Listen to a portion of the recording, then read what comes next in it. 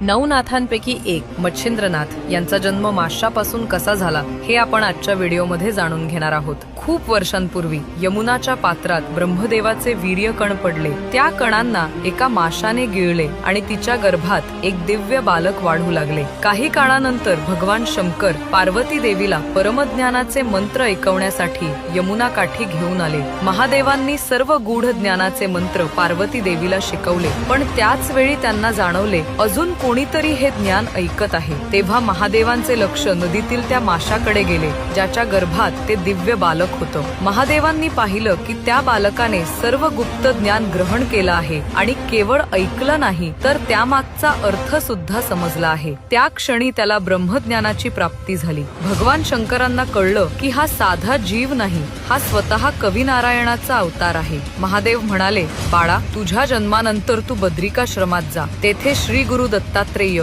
तुला पुढील ज्ञान देतील। असं सांगून महादेव आणि पार्वती तेथून निघून गेले। काही काळानंतर त्या माशाने किनाऱ्यावर एक अंडे दिलं। त्या अंड्यातून तेजस्वी बालकाचा जन्म झाला। एक कोळी तो बालक देवरूप समजून घरी घेऊन गेला आणि त्याचा सांभाळ करू लागला। त्याचा जन्म माशापासून झाला होता, म्हणून लोकांनी त्याला मच्छिंद्र असं नाव दिलं। मच्छिंद्राने वयाच्या 5व्या वर्षापर्यंत आई वडिलांची खूप सेवा केली, पण नंतर त्याने घर सोडलं आणि हिमालयाकडे प्रस्थान केलं। तेथे त्याने कठोर तपश्चर्या केली आणि त्याच वेळी श्री दत्तात्रेय प्रकट झाले। महादेवांनी सांगितल्याप्रमाणे त्यांनी मच्छिंद्रांना योग, तत्वज्ञान आणि सिद्धविद्या यांसारखं अनेक दिव्य ज्ञान दिलं आणि पुढे जाऊन हाच दिव्य बालक नवनाथांपैकी एक श्री मच्छिंद्रनाथ बनले। कलियुगात धर्माची पुनर्स्थापना करून त्यांनी सिद्ध योगाचा प्रचार संपूर्ण जगभर केला।